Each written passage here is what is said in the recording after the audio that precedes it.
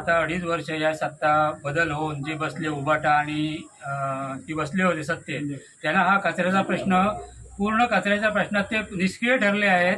आणि आज त्यांची अशी वेळ आली आहे, नगरपंचायत कार्यालयातच कचऱ्याचा गोडा डेपो केलेला आहे। या संदर्भात लोकांच्या आरोग्यासाठी म्हणून आम्ही आज नगरपंचायतीमध्ये नगराध्यक्षांना जाब विचारण्यासाठी आलो असता नगराध्यक्ष आम्हाला काही समाधानकारक उत्तर देऊ शकले नाही। शेवटी त्यांनी नेहमीप्रमाणे प्रशासनावर घालून शेवटी आम्हाला शिवना प्रशासनाच्या प्रमुखांना फोन लावावा लागला। त्यानंतर त्यांनी आम्हाला 2 दिवसात हा कचऱ्याचा प्रश्न आम्ही निकाली करू असं आश्वासन दिलेलं आहे। आज त्यांनी सांगितलेलं आहे की 2 दिवसात आम्ही हा कचरा उचलू। आम्ही 3 दिवस वाट बघू। 3 दिवस नाही झालं तर भाजपतर्फे आणि सर्व जनतेला घेऊन आम्ही तीव्र आंदोलन इथे छेडणार आहोत।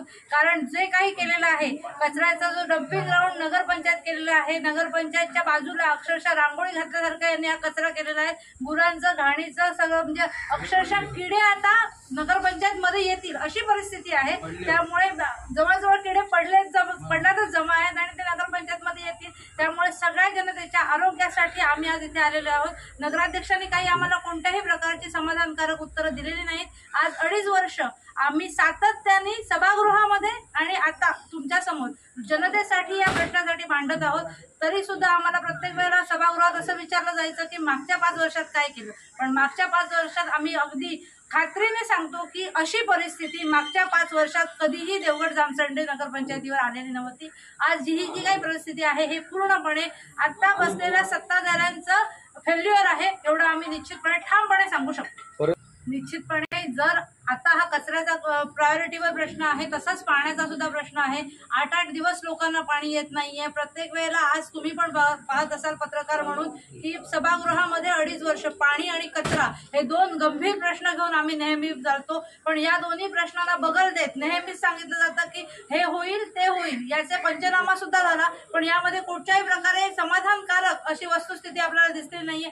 होतं जी नगरपंचायत आपण केलेली होती 5 वर्षात मागील निर्माण, जे लोकांना 1 दिवस आड पाणी मिळायचं, जो लोकांचा सगळा कचरा इकडचा निघून जायचा आणि कचऱ्याचं व्यवस्थित सॅग्रिगेशन व्हायचं, तो कचऱ्याच्या सगळ्या मशिनरी आज कुठे आहेत, कचऱ्यासाठी घेतलेले पुष्काळ आज कुठे आहेत, कचऱ्याच्या सगळ्या जी काही सामुग्री होती ती कुठे आहे आणि कचऱ्याची कशी विल्हेवाट लावली आहे। त्याचप्रमाणे पाण्याचा सुद्धा विषय, आज जी आपल्या वेळवाडी सड्यावर टाकी बांधलेली आहे त्या टाकीचं काय झालं, ती टाकीचं का नाही चालू केली आणि का नाही जनतेला रोजच्या रोज आपण पाणी पुरवठा करू शकत आहे।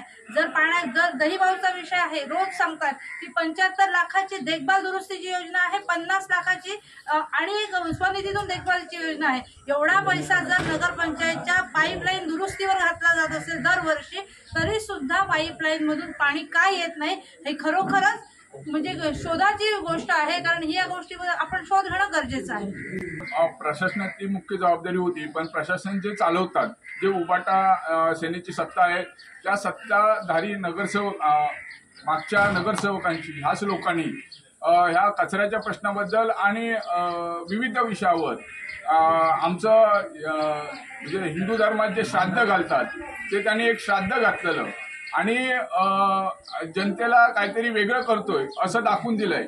आणि आता त्यांना श्राद्ध कोणाचं घालायचंय हे आता जनतेने ठरवलंय।